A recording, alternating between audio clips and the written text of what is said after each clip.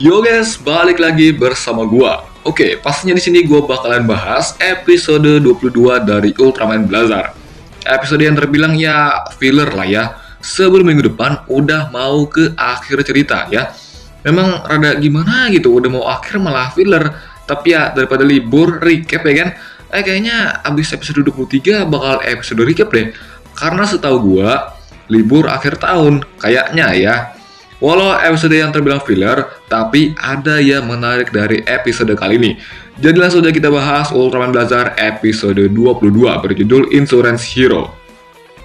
Seperti yang kita tahu, pada episode 22 ini ada gue star khusus ya, yang dimana ternyata dia dulu 26 tahun yang lalu di series Ultraman Dyna dia udah pernah muncul juga. Tepatnya di Dyna episode 27. Dia pada saat itu jadi bocil kematian yang pro main game Monster Colosseum, dimana semakin dia menang, dia akhirnya bisa mengendalikan kaiju Demagog dari game tersebut dan mengalahkan Ultraman Dyna. Udah gede ternyata ya, gue baru sadar sekarang jir. Jadi pada episode kali ini dia memerankan karakter bernama Tetsuo, diperankan oleh Yuta Kanai. Tetsuo adalah seorang pegawai asuransi kerusakan kaiju Jepang, di mana gunanya ialah memperbaiki kerusakan yang dikarenakan kaiju. Jadi kalau ada rumah orang rusak karena kaiju, ya asuransi kerusakan kaiju Jepang ini yang bakal memperbaiki rumahnya. Waduh, terjawab ya setelah setengah abad logika konyol di Ultraman, yaitu tentang bangunan yang hancur. Tapi kok pemerintah santai aja? Ya itu ternyata ada asuransi kerusakan kaiju ini. Membagongkan ya. Director Ultraman Blazar kali ini yaitu Tomonobu Koshi juga ikut dari cameo ya di episode ini. Setelah kemarin di episode 6 Kyotaka Taguchi yang jadi cameo. Sekarang giliran Tomonobu Koshi, dimana dia nongol di iklan asuransi kaiju ini. Dimana di iklan itu juga ada kaiju cameo yang dari info yang gue dapet sih namanya Gun Kiryu ya. Katanya itu merupakan salah satu desain dari seorang fans pada kompetisi film Sukugawa Kaiju yang juga langsung disponsori oleh Kyotaka Taguchi. Ya, kalau ada yang salah bisa kalian koreksi ya guys.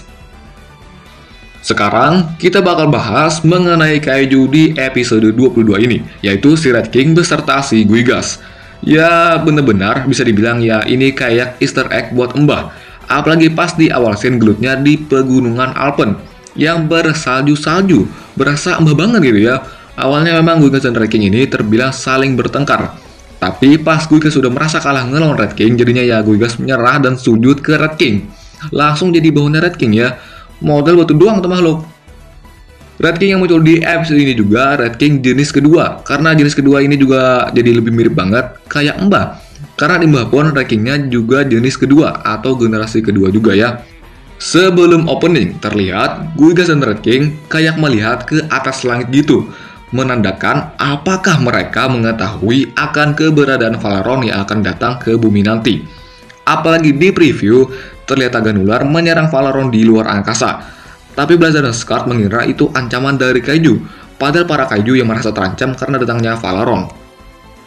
Di episode kali ini, menurut gua ada yang jadi poin plus, yaitu mengenai betapa susahnya nyari pekerjaan. Karena bisa dibilang ini relate, gak buat di Jepang aja. Bahkan ya di seluruh dunia pun bisa ya. Karena ya memang susah banget cari pekerjaan itu. Yang dapat pun bisa-bisa gak sesuai keahlian atau gak sesuai passion. Karena itu satu-satunya yang bisa diambil ya wes daripada nganggur ya kan.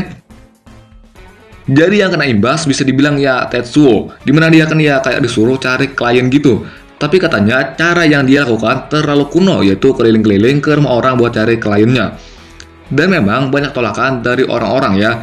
Tapi pas Tetsuo datang ke rumah si nenek yaitu Bu Michiko ya, awalnya ya si Tetsuo ini diboleh masuk buat ngepromosin asuransi kerusakan kaijunya. Bu Michiko malah lupa matiin kompor. Karena Tetsuo merasa bersalah, dia pun ganti rugi ke Bu Michiko dengan bersih-bersih ke rumah beliau. Nah, pas Tetsuo sama Bu Michiko lagi makan bareng, menurut gua di situ ada pesan yang cukup ngena ya kalau dari gua. Dimana kan ya seperti yang gue bilang sebelumnya, di sini relate dengan susahnya cari pekerjaan. Memang si Tetsuo ini katanya melakukan pekerjaan asuransi kerusakan kaiju ini bukan karena dia suka, tapi karena inilah satu-satunya pekerjaan yang dia dapat. Ya gak sesuai passion gitu ya. Sisanya ya kita cuman ikuti arus kehidupan. Wah itu cukup ngena sih. Ada juga kata-kata dari Bu Michiko yang bilang saat cita-cita kecil tercapai rasanya senang kan? Wah, itu meski singkat aja tapi maknanya dalam sih. Keesokan harinya, Guigas muncul di lokasi yang dekat dengan Bu Michiko. Lantas Tetsuo juga langsung khawatir dan langsung mendatangi rumah Bu Michiko. Sesampainya di sana, beliau malah duduk santai. Katanya udah saatnya ketemu suaminya yang udah meninggal. Bu, lu udah pasrah tuh, gimana anjir? Tapi si Tetsuo di sini bersikeras untuk menyelamatkan Bu Michiko. Katanya supaya bisa makan steak hamburger bareng. Ya pasti mau selamat bareng lah ya. Ini udah jadi kayak ibu dan anak sih, tapi ya aslinya bukan. Di saat munculnya Guigas sebelumnya, Agaron juga langsung diluncurkan dan langsung melawan Guigas ini. Agaronnya di sini mode biasa aja ya, gak pakai mod Sri. Padahal baru debut kemarin, udah gak dipakai aja. Di sini Agaronnya pakai mode CQC ya, atau mode biasa aja.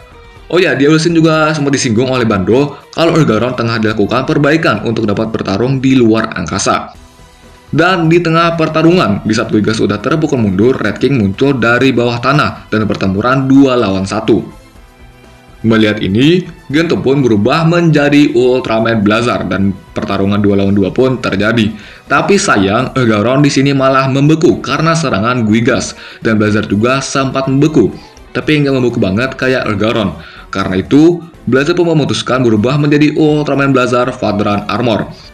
Henshin sequence-nya di sini ya agak beda ya dari yang sebelum-sebelumnya. Kalau yang kemarin kan ya pakai Henshin sequence di episode 19. Di sini baru lagi. Ya kayak real time lah ya bisa dibilang. Dimana Father-nya kayak disummon terus langsung nemplok ke tangan Blazar. Dan Blazar versi purba atau Tobangado juga balik di episode ini. Apalagi soal pakai Tail Support Lancer-nya, dia kayak ngeluarin bendera buat mancing si Guigas pakai Tail Support Lancer. Lah, lu inget itu Red Bull apa? Blazar pun memulihkan Agaron dengan jurus apinya dan kemudian mereka berdua melakukan serangan terakhir mereka ke Guigas dan Red King. Blazar dengan serangan panahnya dan Agaron dengan Earth Fire-nya. Guigas dan Red King pun berhasil dikalahkan.